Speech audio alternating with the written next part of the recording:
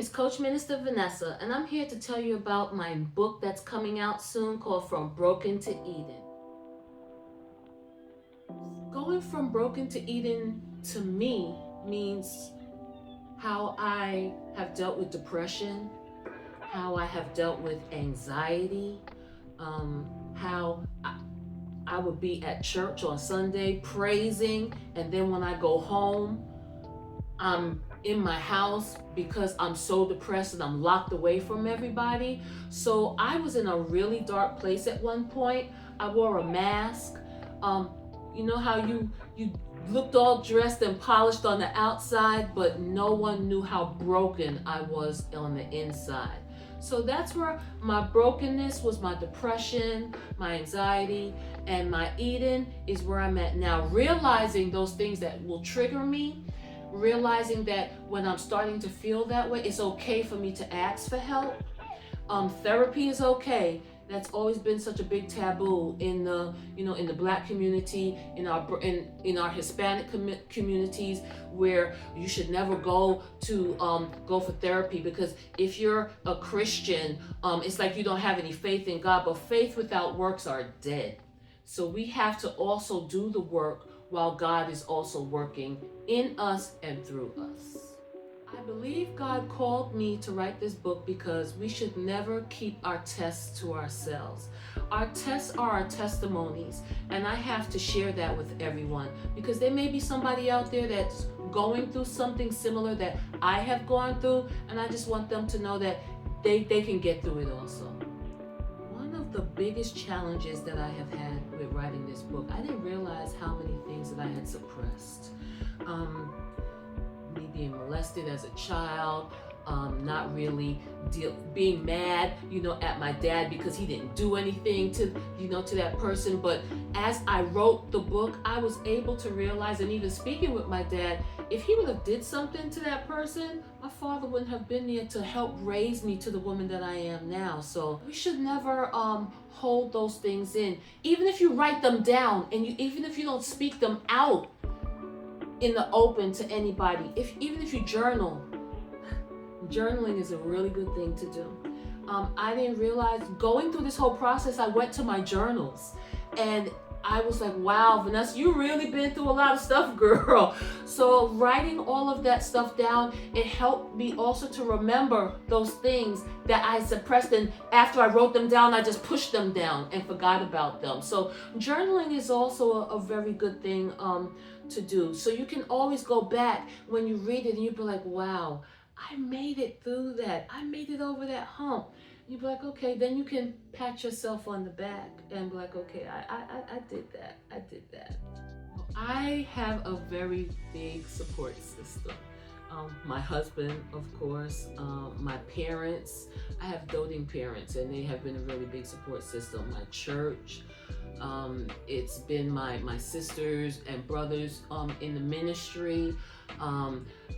There's too many names for me to name, but I have really had a really big support system, and they've always told me, Vanessa, you've gone through so much stuff, you shouldn't keep that to yourself. So it's important to have a good support system, but I will also say it's also important to keep your circle small,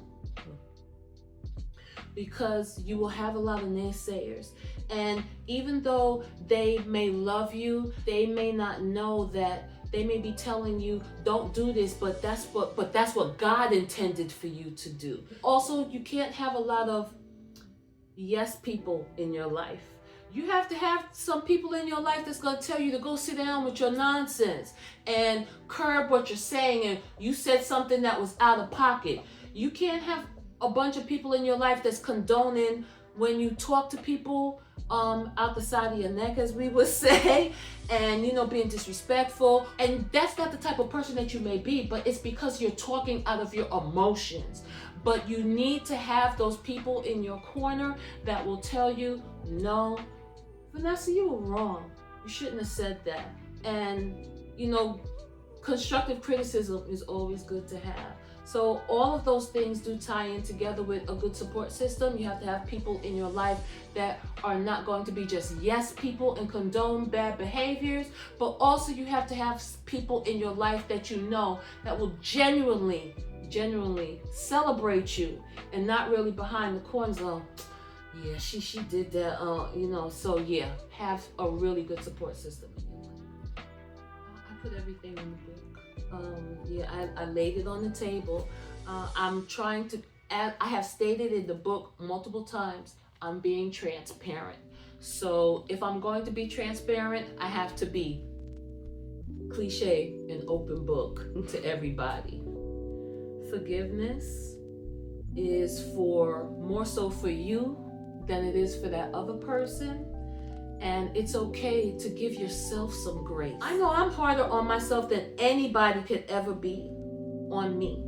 So I need to allow myself to say, okay, Vanessa, it's okay. You made a mistake. Because if God will forgive me, you need to forgive yourself also. So we need to give ourselves grace to know that we're going to make mistakes. And it's okay to dust yourself off and pick yourself up. Every single time you fall down, get up.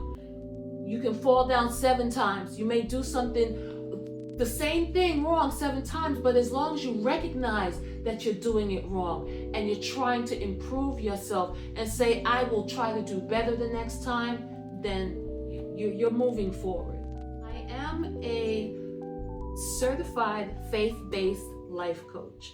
Sometimes we can get stuck in our heads and not be able to move to the next step on where we need to go in life. So as a life coach, I'm not telling you what to do, but I'm assisting you in realizing your potential with different questions that I can ask you. And then with the answers that I'm getting, you're drawing out what you really had inside of you, but I'm just assisting you in finding what you needed to do to accomplish your goals in life.